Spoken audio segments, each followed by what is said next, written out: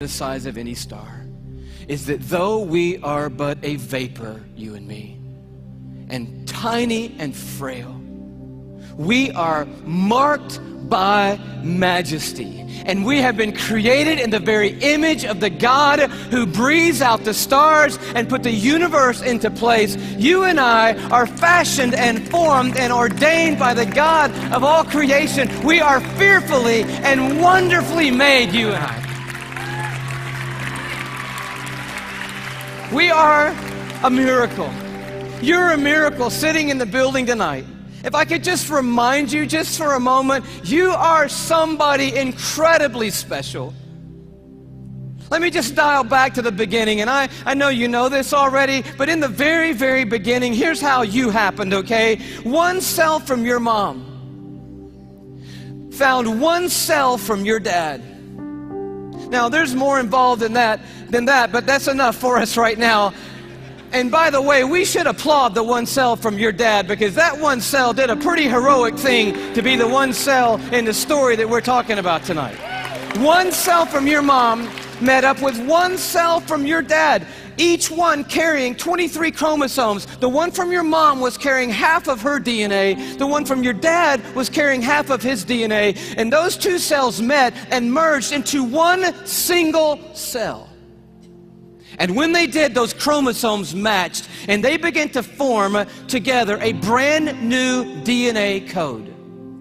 Using 4 characters, 4 nucleotides, they began to write out what we have now discovered is the 3 billion character description of who you are, written in the language of God. They wrote out your DNA, your human genome of 3 billion characters made up of those 4 simple nucleotides. And when they did, they described who God had ordained you to be. In that one little simple cell.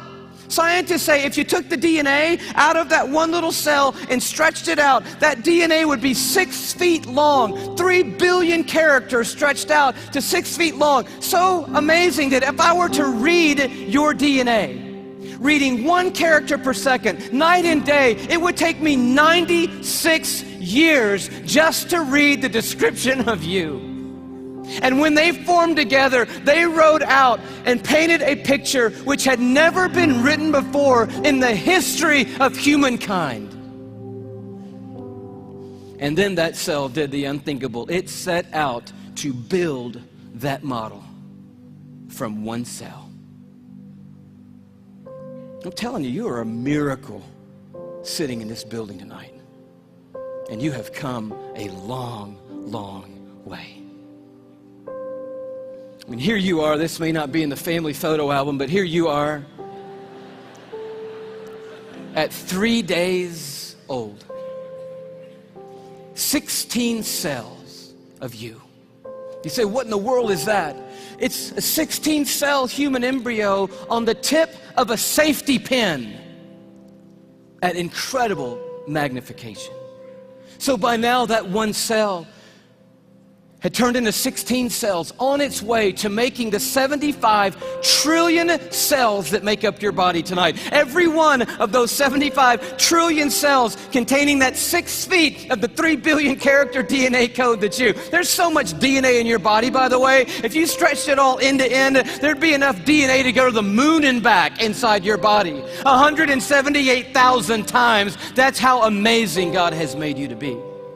75 trillion cells in your body. And when I told you that, 50,000 of those cells died and were replaced by brand new cells when I told you that. And then just now, 50,000 more cells died and were replaced by brand new cells. It's happening every 3 seconds, day and night, all the days of your existence. And you wonder why you're tired all the time. I'll tell you, you're doing some amazing stuff night and day. We're miracles, you and me. I love the way Augustine said it, one of the great fathers of the church and of the faith. He just nailed it when he said it like this. Men go abroad to wonder at the height of mountains, the huge waves of the sea, the long course of rivers, the vast compass of the ocean, the circular motion of the stars, but they pass by themselves and they don't even notice. In the womb, miracles happening every moment. Here you are at 5 months in the womb. You remember those days? Those were the good old days. And just miracles happening every second. Let me tell you about one. 1 million optic nerve endings left the optic nerve center of your brain in the womb, headed for 1 million optic nerves that had left your eye. And they had to meet and match their exact partner, 1 million looking for 1 million. And when they found their exact partner out of 1 million and matched up together, in that instant you had sight. And anyone would tell you that to this moment, the most technologically advanced thing on planet Earth is your eye. Oh, but it didn't do you any good, because when that moment happened, you just had one piece of skin completely covering your eyeball.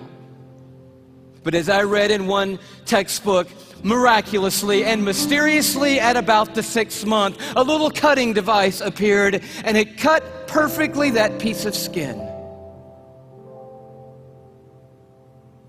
And you had eyelids for the very first time in your mother's womb. You are fearfully and wonderfully made. And the God of the heavens is the one who fashioned you together. And he knows your name tonight. And he knows every single thing there is to know about you. And he's made you a promise that for those who trust in him, he will literally hold them in his hand and carry them all the days of their life.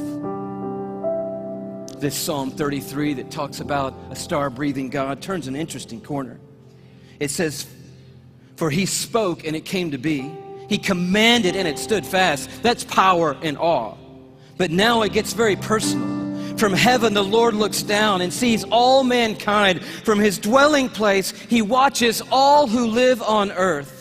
He who forms the hearts of them all and is intimately acquainted with everything they do.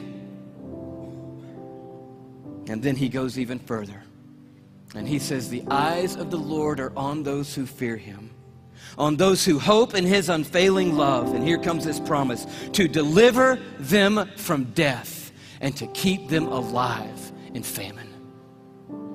And that is the promise tonight, because this building and our world is filled with hurting people, with lives that are spinning out of control, with pain that we didn't ask for or could never imagine. And God is making a promise to us tonight. He's saying, "I am a universe maker and I am a heart former, but I'm also big enough to be intimately acquainted with all the circumstances of every one of your lives. And I promise you, no matter what comes in this lifetime, no matter how difficult the road or how dark the night, I will hold on to you and I will literally hold you together and carry you through any and every circumstance that ever comes your way, any moment on this planet." It's the promise of God. And you say, "Well, man, that sounds good, but how do I know that's true in my life right now, Louis?" I mean, that's really what we want to know tonight. And I'll tell you how you can know tonight that God will always hold you together no matter what. It's by looking a little deeper into the human body, and it's a little protein molecule called laminin. Yeah, that's about what I felt the first time I heard that. Long story short, the tour was winding down last time around. We were in Tyler, Texas. The night was over. A guy walks up to me. I wish I could tell you the whole story. It was so of God. Introduces himself to me, says, "How are you doing? I just wanted to say hello." I said, "It's nice to meet you." He says, "You guys winding the tour down? Where are you going to go from here?" I said, "Well, I'm on my way back home to Atlanta, Georgia." He said, well, what's next for you? I said, I'm going to be preaching the next 2 Sundays for my pastor back in Atlanta. He said, oh, cool. What are you preaching on? I said, well, the series is on the glory of God in the human body. He said, that's really amazing. I'm a molecular biologist at the university down the road. Give me your talk. And I was like, oh, wow, I wasn't quite yet ready to unload the talk for a molecular biologist. So I kind of stumbled through what I had, and he's kind of being kind and gracious and like, that's good. And then he says, well, what's your big left hook? You got to have a left hook, a big finish, right? I said, I don't have a left hook yet. He said, oh, Louis, oh, man, your left hook is laminin. And I'm totally blank on laminin. He goes, Louis, it's a cell adhesion molecule. Protein molecule? Do you know about proteins? I'm like, no. He said, Louis, cells organize into certain molecular structures, and that determines what protein there are. There are between 10 and 60,000 proteins in the human body. We don't even know how many proteins are in the human body. But one of them is a cell adhesion molecule. It's organized into this certain structure, and that tells the cell what its job is in the body. And this one is a cell adhesion molecule. And I'm like, all right. He said, no, Louis, it's like the rebar of the human body. The steel they put in the concrete when they lay the foundations of things, it's that stuff. It's holding your membranes together. It's the glue of the human body, Louis. It's laminin. You got to tell them about laminin. And I'm like, I promise you, I'm going home and tell them about laminin. And I'm sure when I do, revival is going to sweep across the church and probably around the world when I tell them. He said, no. You got to see laminin. I'm like, okay, let's see it. He said, no. You need to go look it up online. You need to go Google laminin. I don't even know how to spell laminin. Takes his card out. He writes on the back, Laminin. I'm like, okay, I cannot wait to get to my computer and get on Google, click on images, type in laminin, and I'm waiting, and these little thumbnails come up on the screen, and I'm like, wow.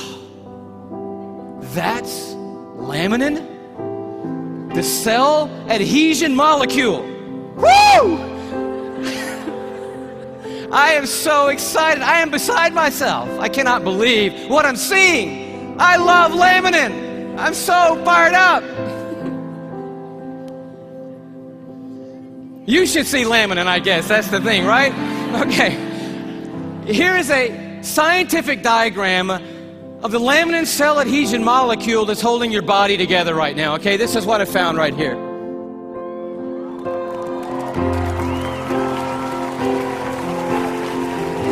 No, come on, that's crazy. That's just crazy.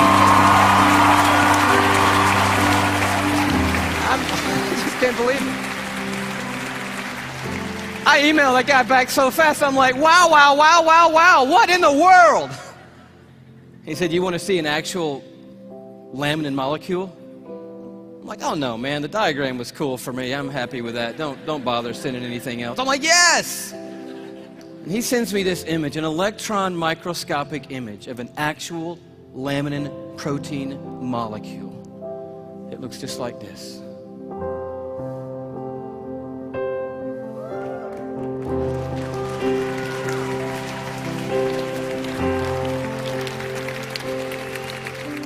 Like, how crazy is that? That the stuff that holds our bodies together, that's holding the lining of your organs together, holding your skin on, is in the perfect shape of the cross of our Lord Jesus Christ. And immediately I'm thinking about the words of Paul in Colossians 1. You know this beautiful passage where Paul's talking about the supremacy of Christ and the sufficiency of Christ. He says, for by him, talking about Jesus Christ, all things have been created, things in heaven and things on earth. All things were created by Jesus and for Jesus. But then the next verse goes on to say this. It's crazy. And he, Jesus, is before all things, and in him, that is, in Jesus Christ, all things hold together. It's right there. I'm like, of course they do. Of course they do. Everything holds together in Jesus Christ. And he goes on at the end of this paragraph And he just tells the story of grace. He says, for God was pleased to have all his fullness dwell in Christ, and through Christ to reconcile to himself all things by making peace through his blood shed on a cross.